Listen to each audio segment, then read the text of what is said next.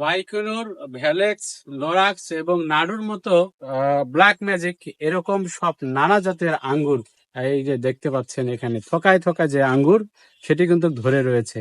তবে এই মুহূর্তে আমরা একটি নাটোর শহরের একজন এপিপির কিন্তু ছাদে, যে বাড়ির যে ছাদ সেই ছাদে কিন্তু আমরা রয়েছে এবং এই ছাদে এই যে থোকায় থোকায় যে আঙ্গুর সেটি কিন্তু ধরেছে। এটি মূলত বাইকুনুর জাতের আঙ্গুর এবং আপনাদেরকে আরেকটু দেখাই যে একটি থোকায় কিন্তু 1 থেকে 1.5 কেজি আঙ্গুর।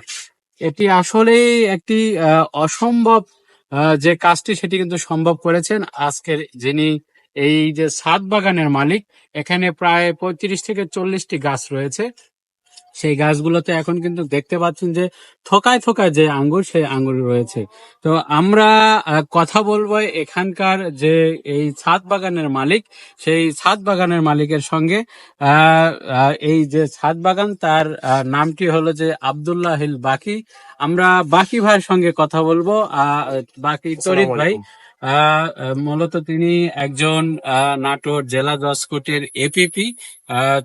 তিনি মূলত যে বিভিন্ন ক্রাইম বা জমি জমা সংক্রান্ত নিয়ে কাজ করেন, কিন্তু একজন কৃষিবিদের মতো কিন্তু তার যে কাজকর্ম সেটি কিন্তু দেখতে পাচ্ছেন। শুধু এখানে আঙ্গুর নয়, আঙ্গুরের বাইরে বেদানা রয়েছে, 3 ফল রয়েছে, আরো যেসব ফল রয়েছে এখানে পুরো একটি ছাদে কিন্তু যে চমৎকার একটি বাগান, সেই বাগানে কিন্তু আপনারা দেখতে পাবেন এবং আপনাদেরকে আমরা ঘুরে ঘুরে সেটি দেখাবো।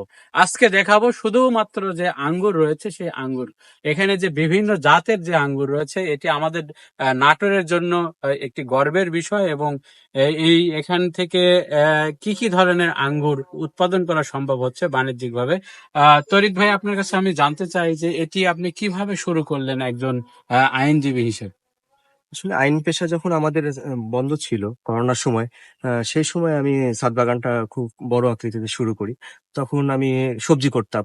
তারপরে ধীরে ধীরে বেদেনা শুরু করলাম। বেদেনার পরে এখন আমি আঙ্গুর দিকে দেখতেছি যে হ্যাঁ, বাংলাদেশে আঙ্গুরের ভালো জাত এসে চলে এসেছে। যার ফলে এখন আমি আঙ্গুর নিয়ে কাজ করা শুরু করেছি এবং আমার কাছে মোটামুটি 18 ধরনের জাতের আঙ্গুর আছে আচ্ছা, এ পর্যন্ত। আপনার এই জাতটা আমরা দেখছি, এটি কি জাত এবং এটা এটি এটা হচ্ছে টিয়ার 1। এই জাতটা 1 থেকে 1.5 কেজি পর্যন্ত ওজন হয়।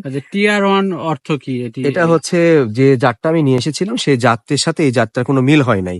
তার পরবর্তীতে আমি তখন চিন্তা করি তাহলে তো একটা নাম দিতে হবে। তখন আমি আমার নামের প্রথম অক্ষর তরিতে টি এবং যার কাছ থেকে নিয়ে এসেছি রুহুল আমিন ভাই হুম। কুড়িগ্রামের, তার আর থেকে সংগ্রহ করে টিয়ার 1 এই নামটা মানে দিয়েছি। এই হ্যাঁ, মানে সেম একই সেম জাতের এবং এইগুলো। এই জাতটার একটা বৈশিষ্ট্য আছে। বৈশিষ্ট্য হচ্ছে এখানে আপনি দেখতেছেন যে ফল ধরে আছে আচ্ছা আচ্ছা এবং আচ্ছা ঠিক এই গাছেরই আচ্ছা। আবার মাথায় দেখবেন যে ফুল যে চলে ফুলও আসছে। এই চলে যে ফুল আসছে, চলে মানে আসছে।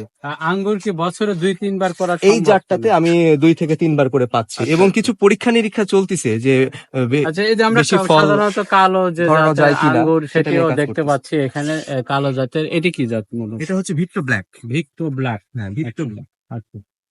ভিক্টো ব্ল্যাকের যে জাত সেটি কিন্তু দেখতে পাচ্ছেন, এটি অনেক বড় একটি থোকা এবং এরকম কিন্তু অনেক আঙ্গুর রয়েছে এখানে বিভিন্ন জাতের। এই জাতটি হলো যে সিডলেস, অর্থাৎ এই আঙ্গুরের ভিতরে কিন্তু কোনো বিচি নেই, বা অনেকেই যারা বিচি ছাড়া পছন্দ করেন সেটি কিন্তু এই আঙ্গুরটা, এবং এটি খেতে কিন্তু সুস্বাদু, আমরা খেয়েছি এবং এটি মিষ্টি। আহ, এটি এটি এটি যেমন ধরছে, এটা আবার ফুলও রয়েছে। এটি কি জাতের তরিক ভাই? এটা হচ্ছে Nadu seedless. Nadu Nadu Nadu Nadu seedless. Seedless. আচ্ছা, নাডু সিডলেস। এবং এই গাছের দেখেন উপরে ফুলও আসছে, আবার নতুন করে যে ফুলও আসছে। আমরা আরেকটু দেখতে চাই যে এখানে সব বিভিন্ন যে জাত রয়েছে, এই জাতের কিন্তু দেখছেন যে একটি গাছে কত পরিমাণে আঙ্গুর ধরেছে।